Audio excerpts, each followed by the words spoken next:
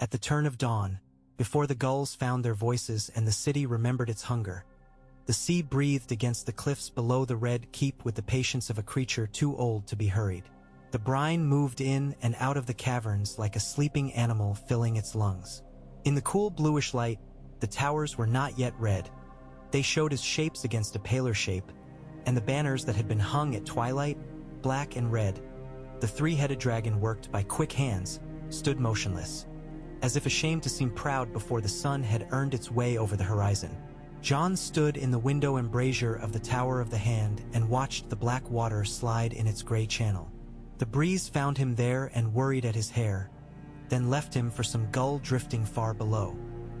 He could smell tallow from the lamp he had not yet snuffed, and the faint soot of last night's fire in the hearth that had given itself up without complaint.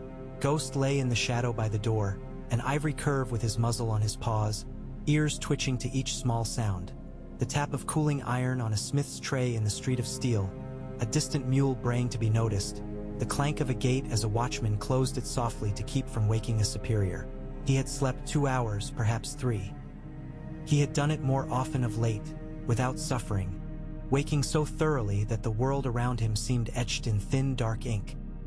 The faint irregularities in the plaster near the window, where a boy had jabbed at it with a dagger point decades ago. The tiny bumble of mortar that had been too generous, making a lip that caught dust. A half-crescent scratch in the sill where rings of mail had rested.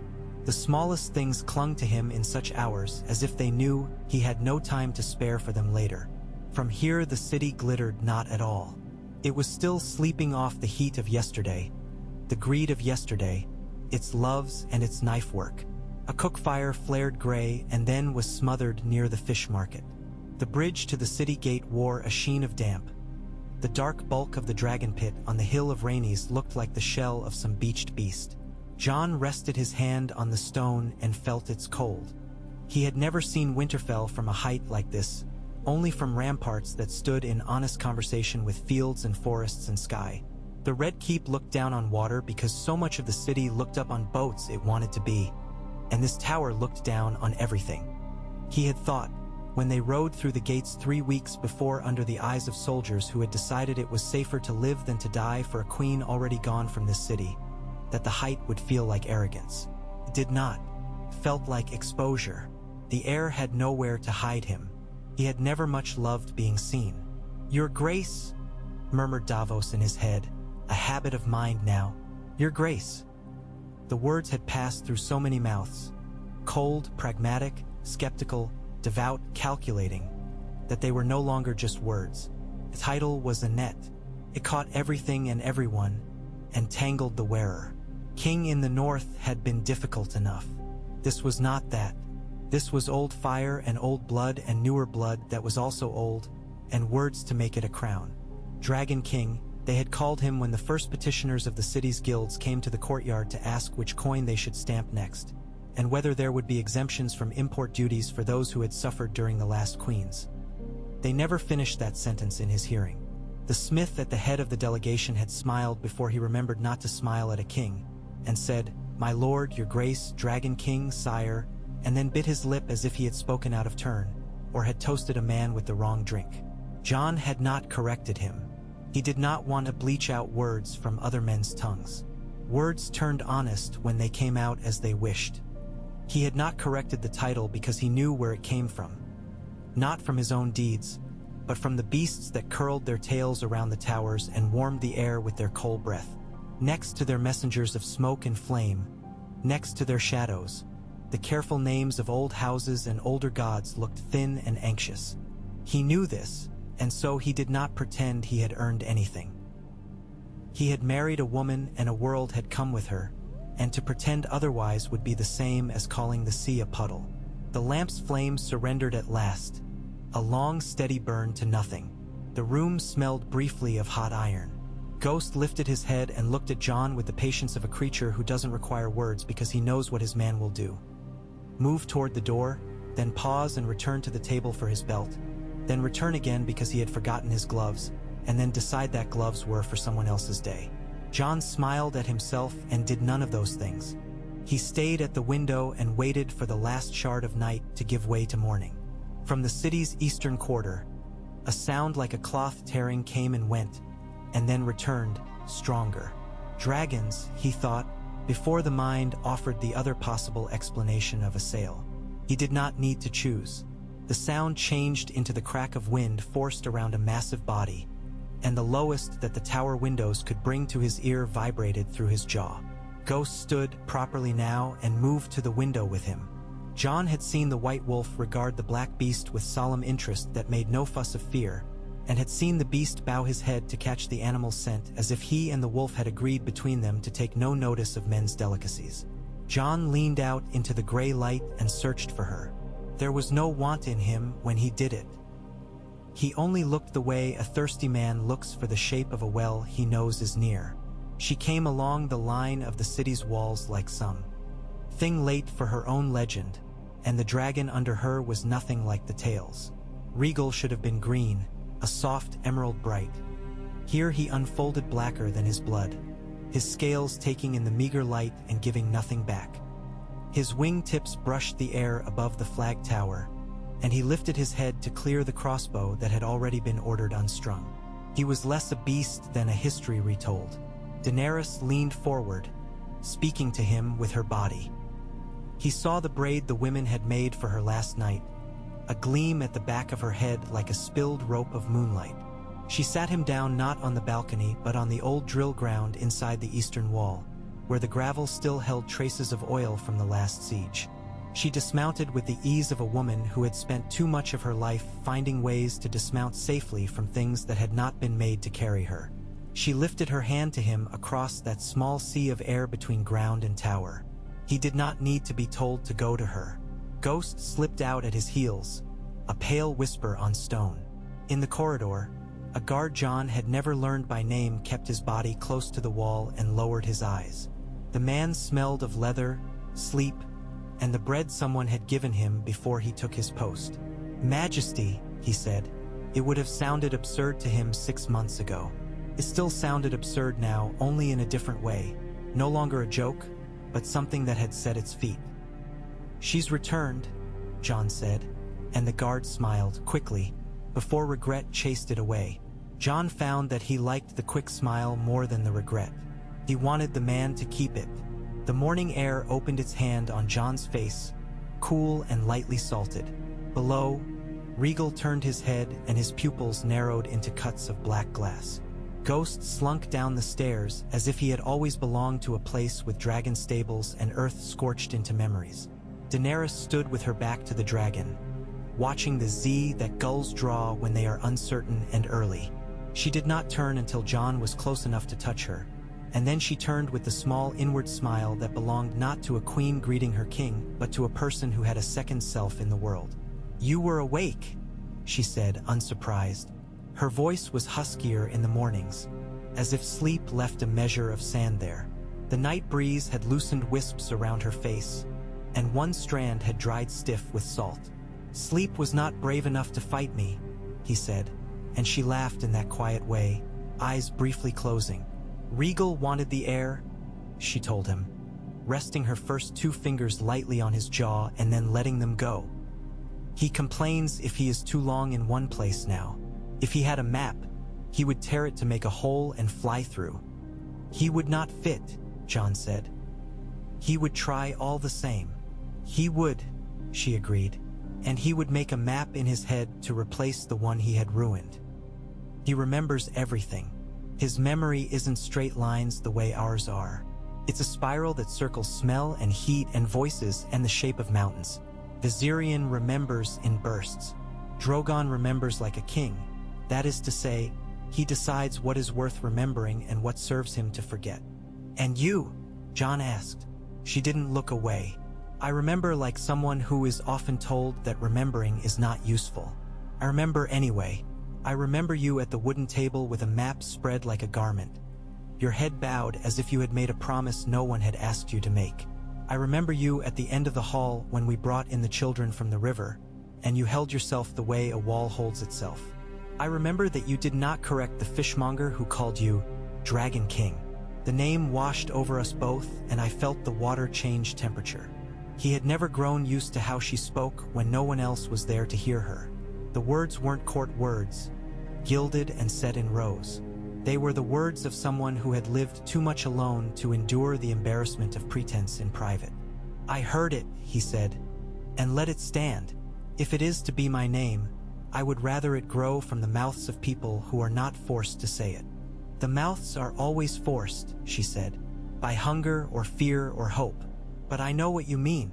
Her hand found his and laced their fingers. Even in the coolness of the dawn, her skin was warm. She had the heat of someone whose blood moved quickly, who warmed her own bed in winter nights.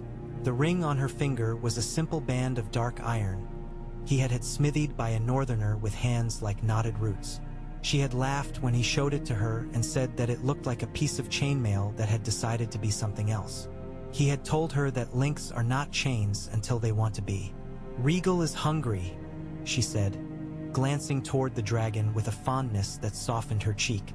"I gave him the river 2 nights ago, and yesterday we fed him the herd on the north slope with the shepherd's consent and 3 coins paid. But he wants something that resists him. He grows bored of offerings." Jon looked up at the sky, which had changed in the minutes since he'd last noticed it. The color had climbed a notch toward ordinary blue. The gulls had found their part in the day's script. "Let him take fish," he said. "It will teach him patience. There is nothing so patient as a fish. You'll insult him with it. It will be good for him." For the first time that morning she smiled fully, the smile that made the small crease appear to one side of her mouth that only showed when she was not on display. "You are cruel to him," she said. "I am cruel to men for the same reason," he replied. "It has never been lack of feeling that made cruelty. It's too much of it for one thing at a time, and not enough for everything else." She squeezed his fingers. "Come. Before we begin the day with judgments and words we cannot take back, say oh. And I'll why one kind thing to me, one that is true and not about duty." He thought about telling her that he had no talent for arranging words that smiled as they came out. He thought about telling her that to him kind things were not words first. He thought, and then he did what she asked because she had asked. "You smell of the sea," he said, "as if you had gone to teach it your name and it had taught you its patience instead." Her face at that softened again, and she leaned forward and rested her forehead lightly against his. "I will take it," she whispered, and the breath of the words warmed his mouth without entering it. "For the thing you can't say with it." Ghost snuffed at the toe of Regal's forefoot then, deciding that they had been generous with their smallness long enough. The dragon lowered his head until one large eye and the wolf's 2 red ones could make a line between them. There was no growl. There was a faint clatter of some small piece of slag dislodging itself from a crevice in the dragon's jaw. The moment had no rivalry in it, only curiosity. Ghost yawned, showing the pink inside of a mouth that looked made for other worlds, and turned away as if the dragon had passed some test without knowing it was taking one. Daenerys laughed. "You see? They decide what matters between them and leave us out of it." "I have no want to be included," Jon said, and meant it. They took the steps back into the tower together, step for step, a rhythm they had discovered on the 3rd day of their marriage and had not broken since. It gave them both a quiet satisfaction, though neither said so. It was a way of promising that even when their minds turned toward separate dangers, their bodies kept to the same song. In the kitchen nearest their chambers, a boy with ears like handles and a thoughtful seriousness beyond his years poured ale into tankards and set a bread heel next to each. He moved carefully, as if the morning were a ceremony he must not interrupt with suddenness. When he saw them, he bowed awkwardly. "Majesties," he said, making the plural small and quick so it might pass unnoticed. Daenerys took the tankard and drank with the unabashed thirst of a rider. "What is your name?" she asked when she set it down. "Peter," he replied, squaring his shoulders.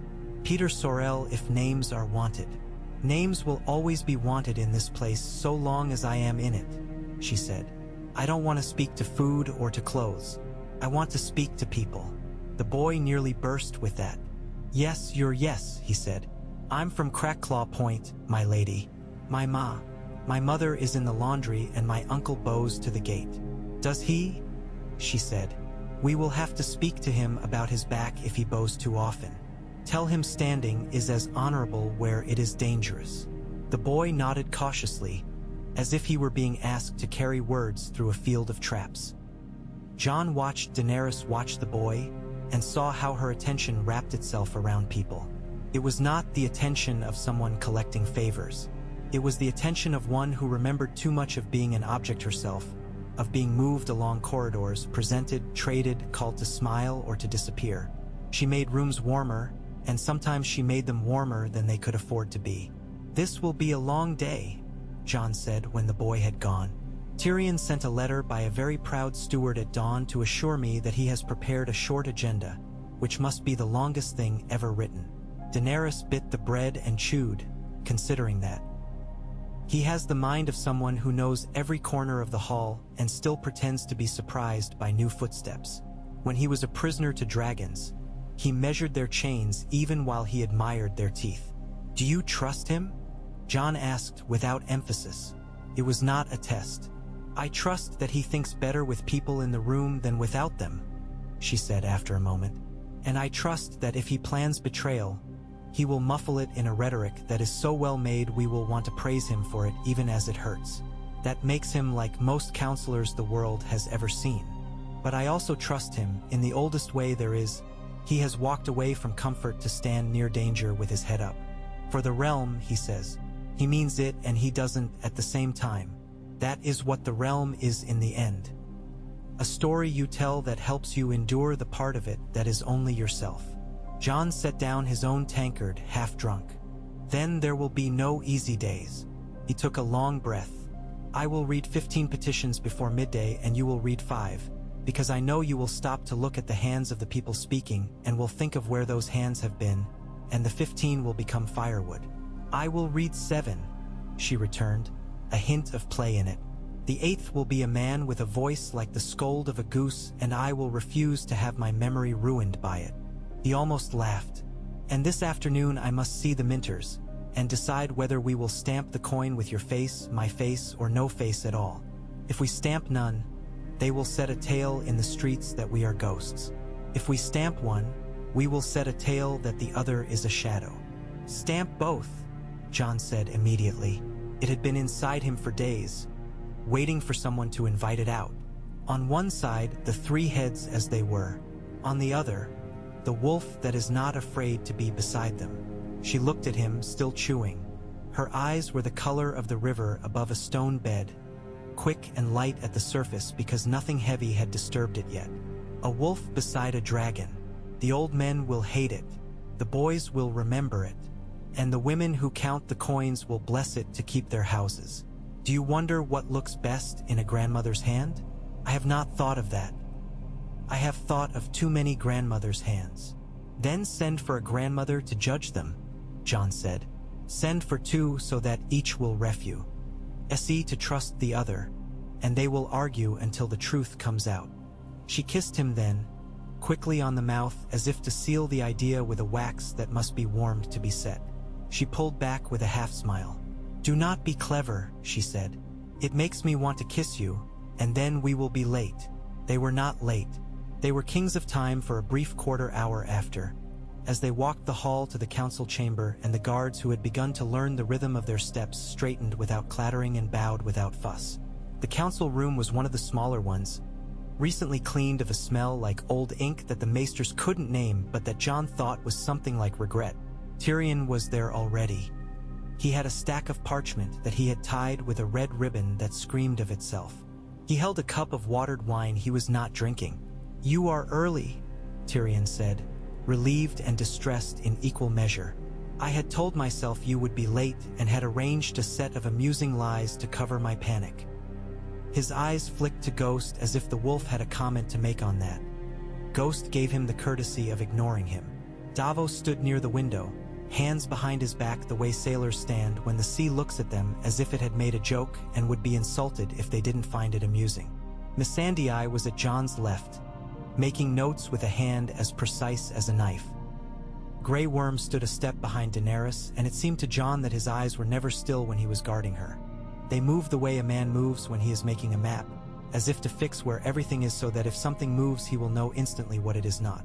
"Your short agenda," Jon prompted Tyrion, and the small man sighed as if he had been asked to show a wound he had thought well bandaged. "There is no short agenda," he said. "There is a long one, and one that will look short from the hallway. I have brought the second. It is the first with its sleeves shortened and its hair tied back." "We will take the second," Daenerys said, "and make the first wait in the kitchen and drink broth." Tyrion bowed his head. "As you like," he said.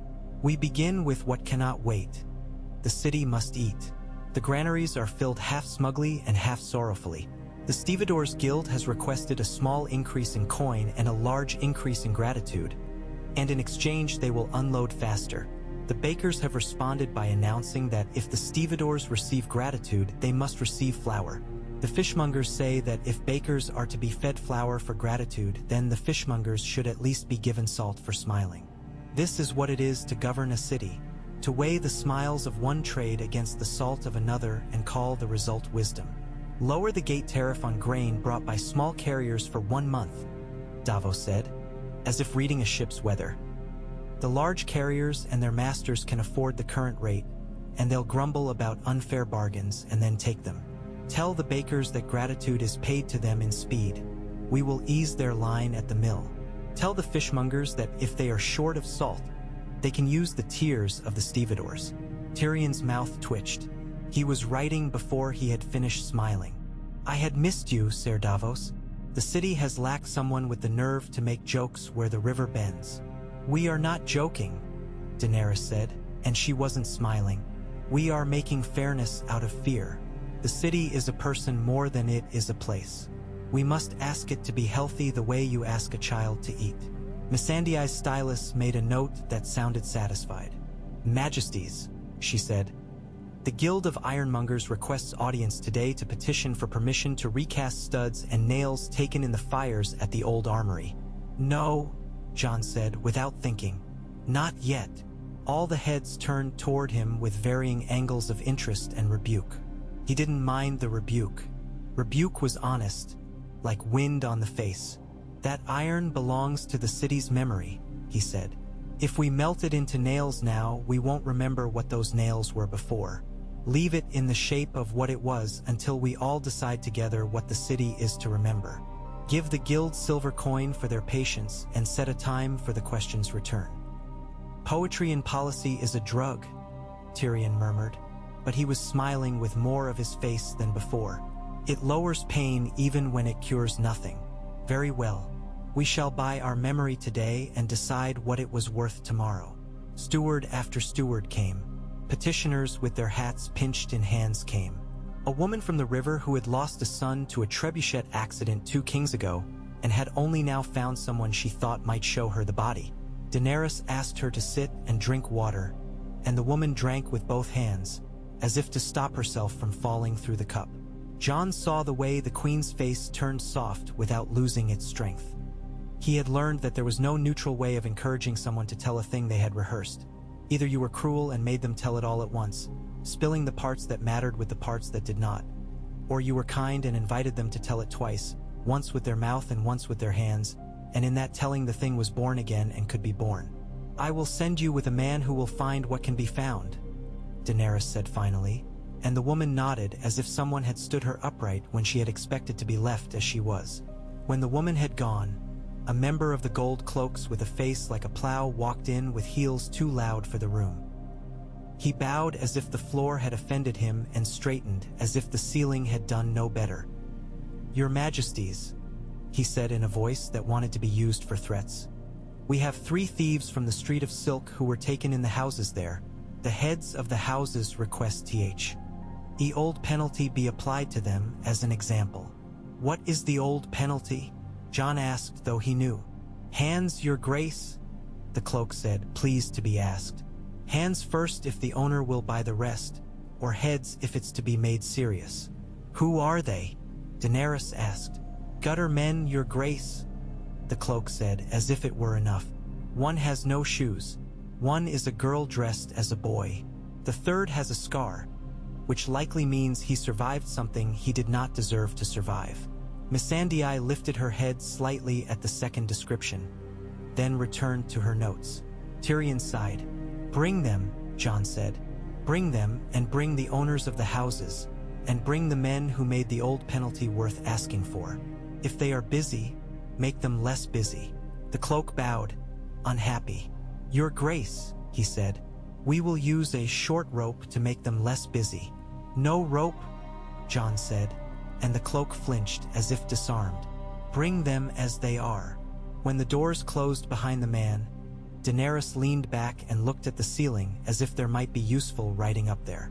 "We will not maim for theft," she said, her voice low and clear. "I know the blood answers that have been given by kings who could afford to be bold with other people's infirmity. We will not do that. We will find another answer and make it seem like the obvious one until it is. We could put them to cleaning the city's drains," Davos offered, dry. "That would make thieves pray for the old penalties." "Speak with the heads of the houses," Jon added, warming to the question's heat. "Tell them that if their girls are uncut and unsick and their boys are not beaten into obedient creatures with thousand-yard stares, and if their money is stolen less than it used to be, we will consider paying a small portion of their protection costs from the treasury for 6 months, to compensate for the inconveniences of our ideas. Tell them we prefer to spend coin rather than limbs. They will bridle at being told what to do in their own houses," Tyrion said thoughtfully. "They will say that we do not understand commerce. They will suggest that without their trade the city becomes a mausoleum. And then they will ask for assurances in writing so that when they break them they may point at us and say we made them do it. Then we will write assurances we intend to keep," Daenerys replied, and the set of her mouth had sharpened. "And when they break them we will not cut their hands. We will cut their profits. We will cut their patrons. We will make it such that any man who raises his hand in judgment on a stranger's fingers risks losing his friends." At midday the room was hot despite the sea air. Tyrion's ribbon had come undone and he had given up on it with something like honor. Ghost had left to sleep in the shade of a stair, where the stones were cooler. Missandei had a small cramp in her hand and had shaken it out twice. Jon had stood more than he had sat. Old habit, old service.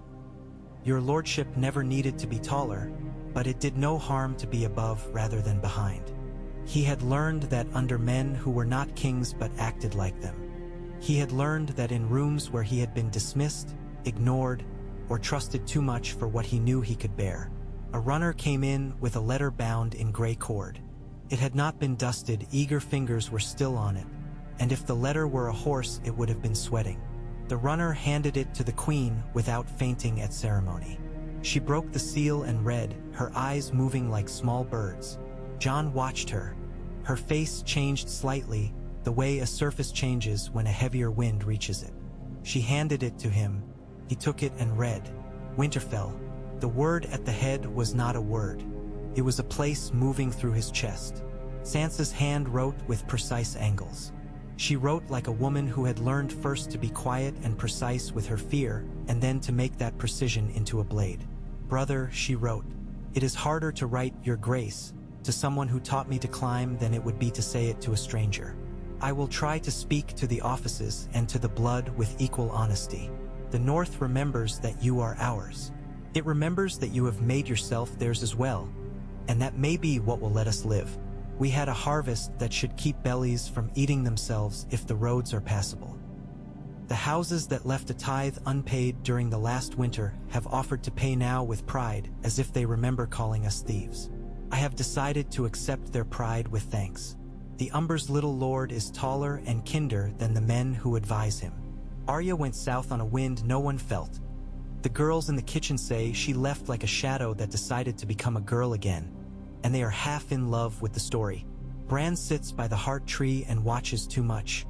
I wish he would close his eyes even while he keeps them open.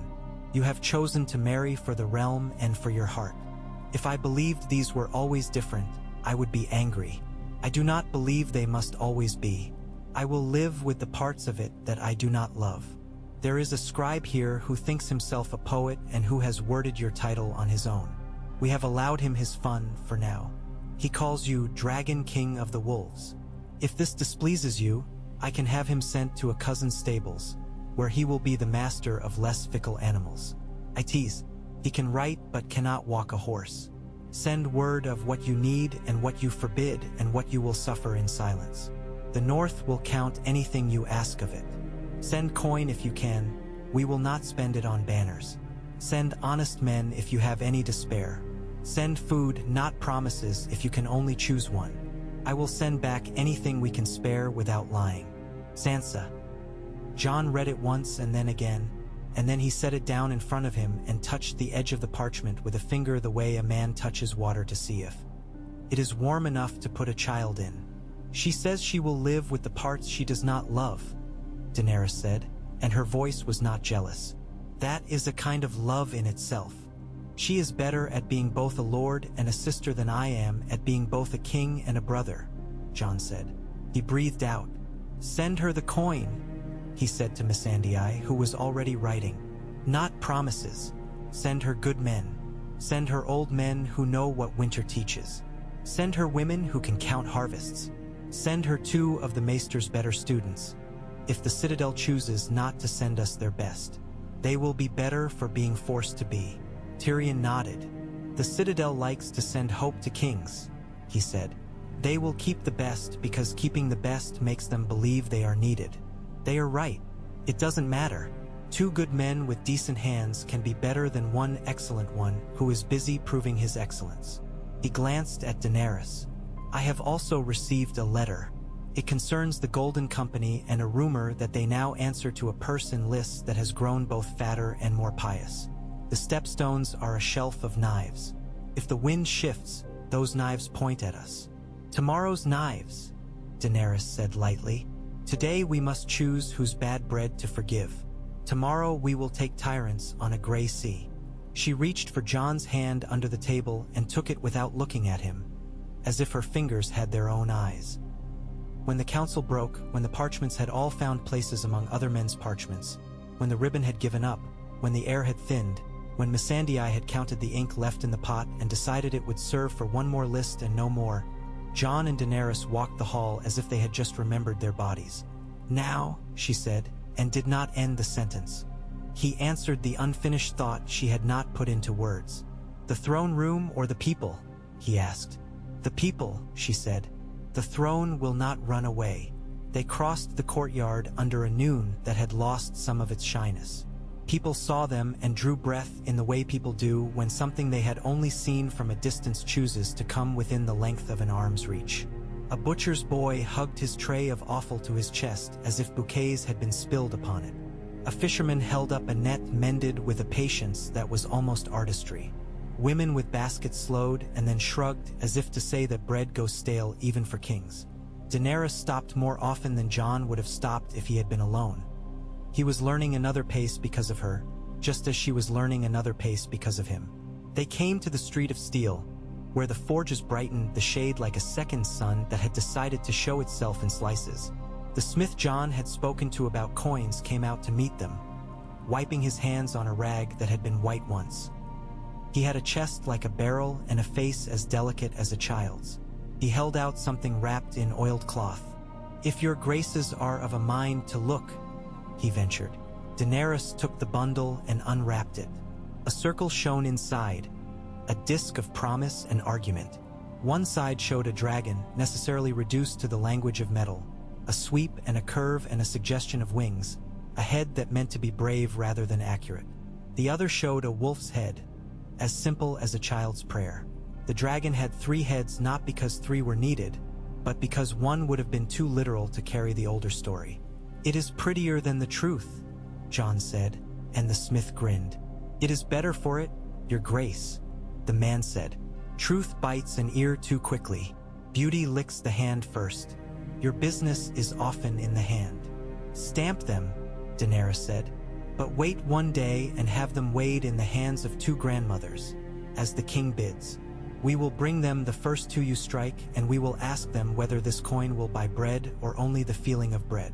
The smith nodded, a little dazed. Yes, yes, he said, and took back his creation as one takes back a child who has been admired by strangers. Back in the shade, Ghost came up to them once more, as if to herd them where they needed to be next. Jon scratched him behind the ear without looking and felt the warm freedom of fur that exists only to be itself. The throne room felt smaller than it should have felt. Too many tall things in too small a space. The Iron Throne sat under its canopy like something enduring a joke it had meant to make about itself. Jon had not sat in it for any length of time yet. He had refused to take that seat while oncoming days still doubted him. He took another smaller chair when judgments were read, and sometimes he stood. There is a kind of standing that is not superior but companionable. He preferred that when he could afford it. The thieves were brought before them as he had asked. They were less impressive than the idea of thieves had been when the cloak had announced them. The one with no shoes had feet like old wood, stiff and splayed. The girl dressed as a boy was not pretending well. Her eyes were too quick, and her jaw set too stubbornly. The scar belonged to the third like an inheritance he had not wanted. It pulled his left cheek down when he was at rest, giving him a sadness he did not deserve and a menace he could not help. "You are charged with theft," Jon said without preface, because the word must be said in rooms like this, and because he wanted to get it past them. "You are also charged with having the audacity to be poor near people who consider their coin a sacred object.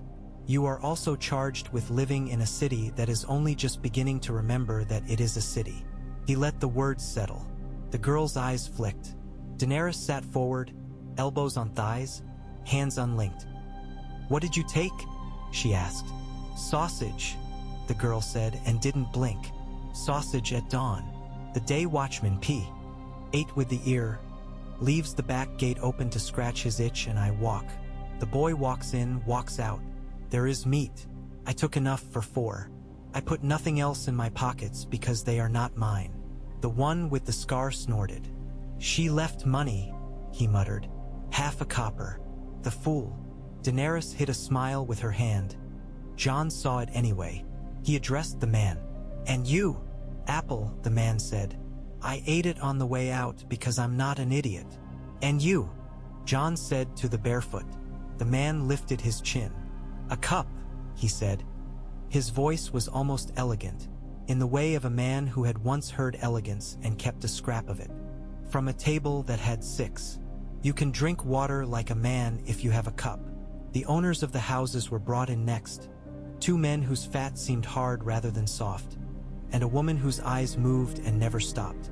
They spoke in the way practiced people speak when they have promised themselves to be reasonable and are angry at being forced to show it. "We would run the city on cleverness and kindness," one said. "But the city will run on only one of those 2 things when the knives are out." "Knives," Jon said, "are expensive. Kindness is cheaper. We will spend it where it buys us time." He turned to the thieves. "You will not lose your hands. You will lose your hour after dawn and your hour after dusk for the next 14 days. Those hours will be spent in a place Missandei will describe to you. You will clean and carry and lift where the city is dirtiest, because we would like to be reminded that it is there. The cup stays with you. The sausage," he said to the girl, "must be paid for. Grey Worm will take you to the house and you will face the woman who makes the sausages and you will tell her why you took one.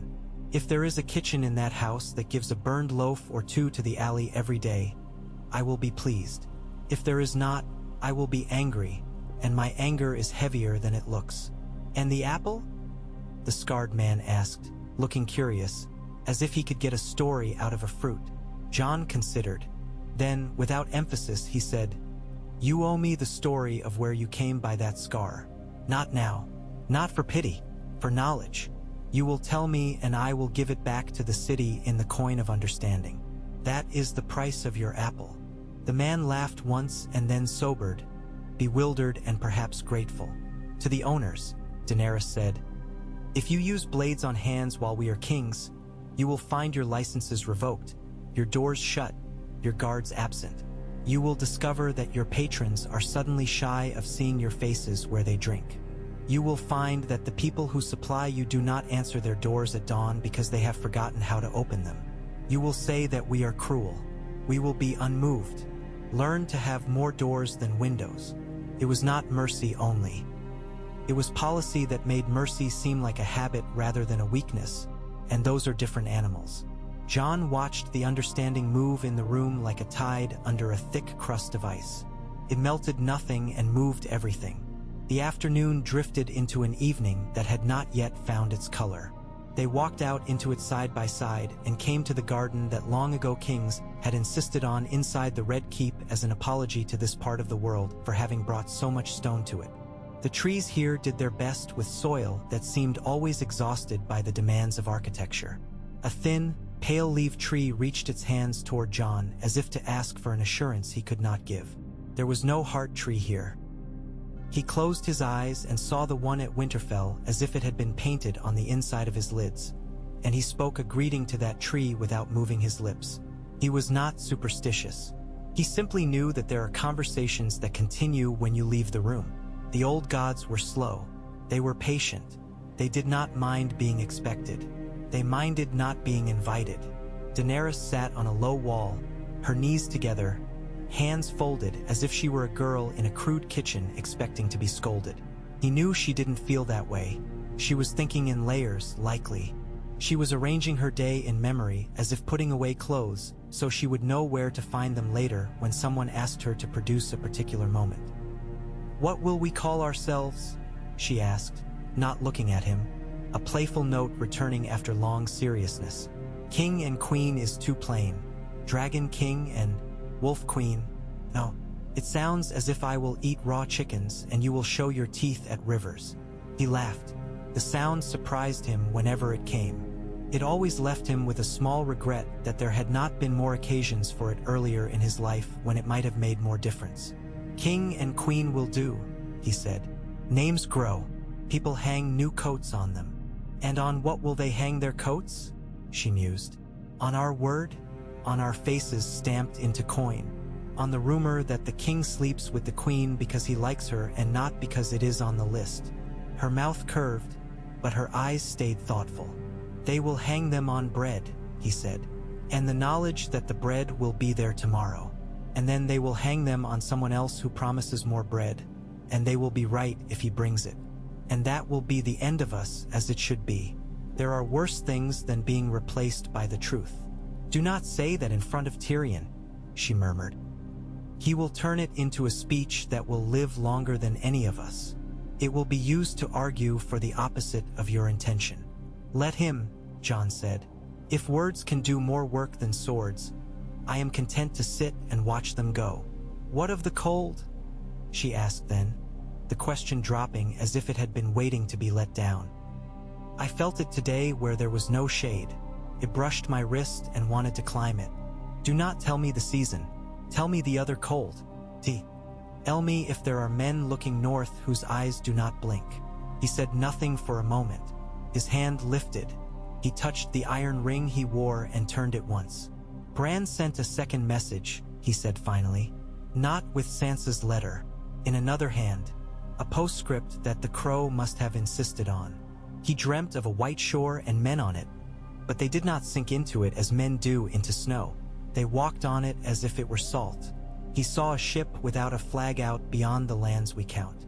He saw a wave that never fell." "That is not possible," she said softly. "Neither are the things I have seen," he said. "Possible is only a word that men use when their bones are warm." "So then," she said, as if concluding a small quarrel with herself, "we will send riders as far as they can stand the emptiness, and then we will send another kind of rider.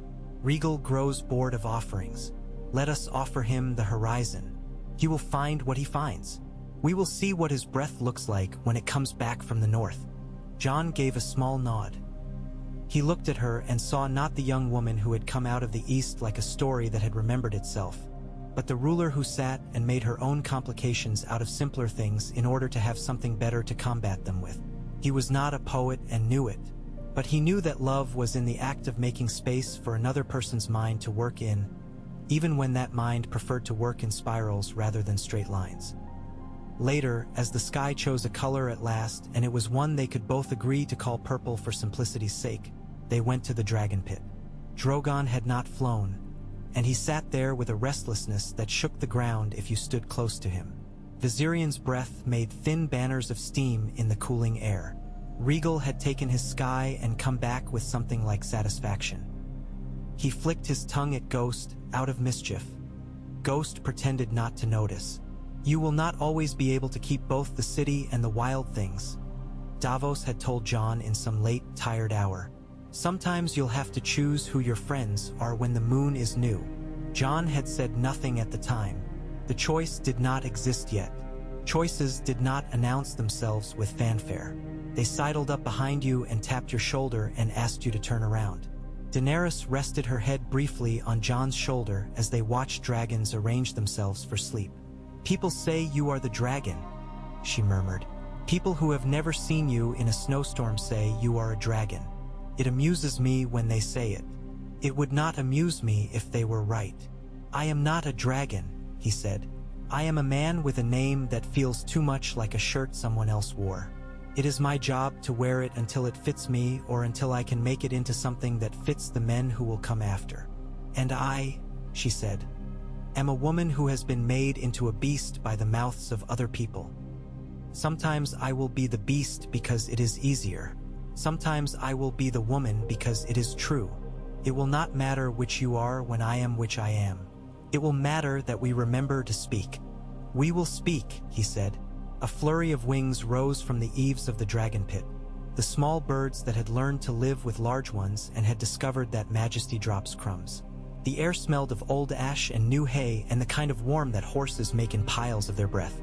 Men in gray moved about their evening tasks quietly.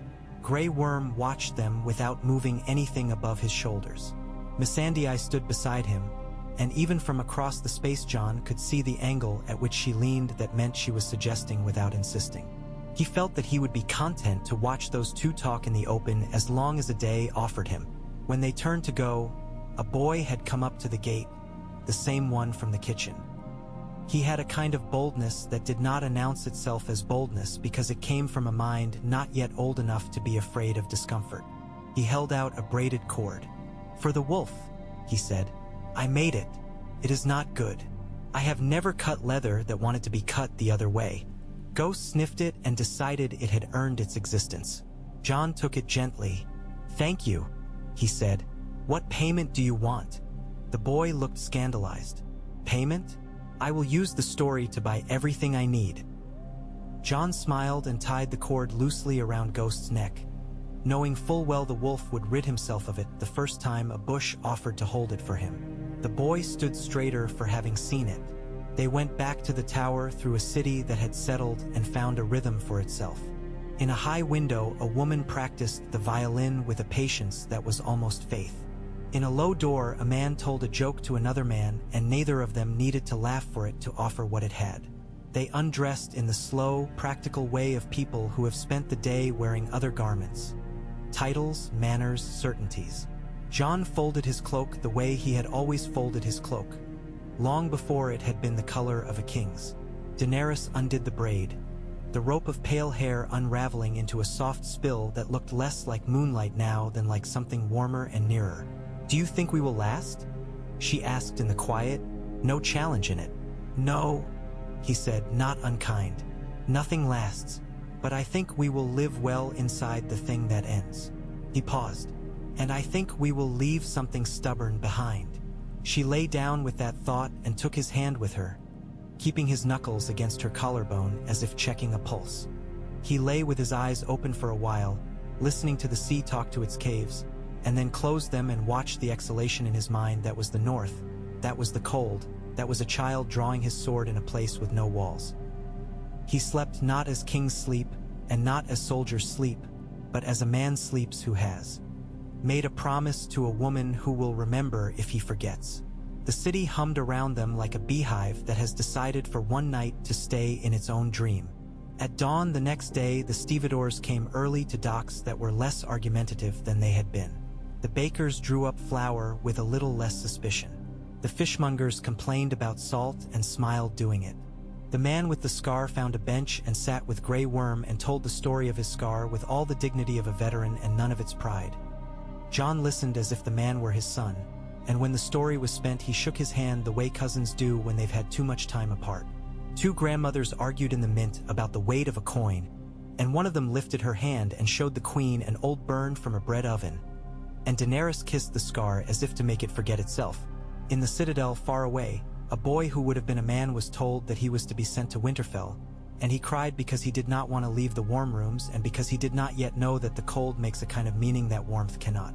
In the stepstones, a harbor master poured a drink for a stranger who had no flag and a map that did not match the sea he had crossed. The drink was strong and the man's eyes watered, and he said that the wind behind him smelled like stone. In the north, a flock of crows lifted all at once from a tree, and the empty space they left behind seemed an omen to a man who had not known himself to be a superstitious person. In a cottage near the King's Road, a woman told her daughter that the king had a wolf and the queen had a smile that would make the sea step back. And the daughter put these things in the cabinet of her mind where she kept stories that would warm her when she was old. And over the city, the dragons circled. One sated, one restless, one attentive.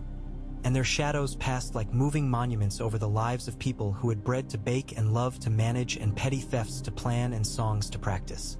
The shadows did not take away light. They offered a different kind of shade, and some heads were bowed under it, and some were raised. It was a good beginning, which is to say it was a beginning that did not call itself good. The day was their ally, and the night their confidant, and the sea their old teacher. The world was not impressed.